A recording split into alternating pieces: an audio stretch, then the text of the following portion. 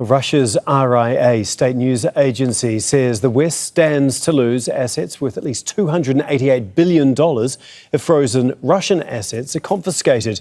Now, after Moscow invaded Ukraine, the US and its allies blocked around $300 billion worth of assets. Now, some Western powers have floated the idea of using confiscated holdings to rebuild Ukraine once the war has finally ended. But Russia reaffirmed on Sunday that countermeasures could follow what it calls Western thievery. Well, according to the RIA, the top investors in the Russian economy include Cyprus with more than $98 billion, the Netherlands with $50 billion and the UK with nearly $19 billion. It also reports that Germany has $17 billion invested, France $16 billion and Italy almost $13 billion. We're joined by Francis Coppola, who's an economist and bank commentator. Thanks again for being with us. The Kremlin says that there's still a lot of Western money in Russia, as we're saying, almost $300 billion.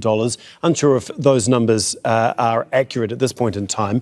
But what can Russia do? Because it's threatened endless legal challenges and tit-for-tat measures. But can it follow through on those threats against the EU, the UK and the US? Well, I think it can. We should remember that some of the money, I'm not entirely sure how much, that Russia says it has access, its holding, has been essentially stuck in Russia since 2022, when Russia imposed the capital restrictions, and it absolutely could seize that money, and also impose embargoes on transfers and banks and things like that. So yes, I think it certainly could seize some, at least, of that money. Well, why haven't these companies and countries been able to get their money out of Russia? I mean, the war's been going on for more than 2 years now.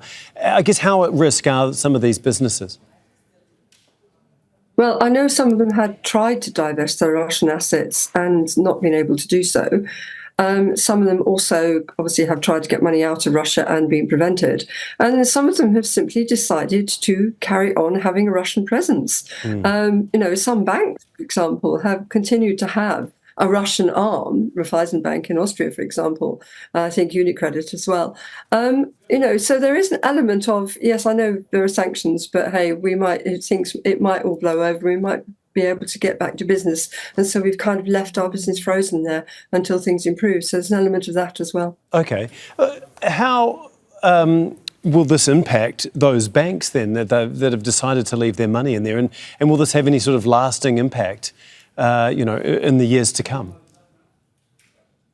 Well, I think, if Russia follows through on this, we could see some wobbles involving some companies, possibly some banks.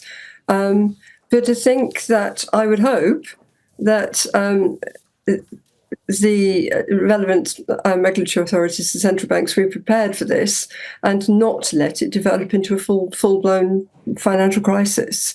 But we may see some companies experiencing difficulties. OK, we'll have to leave it there, but we really do appreciate your time and insight into all of this. That's Francis Coppola, economist and bank commentator. Thanks so much.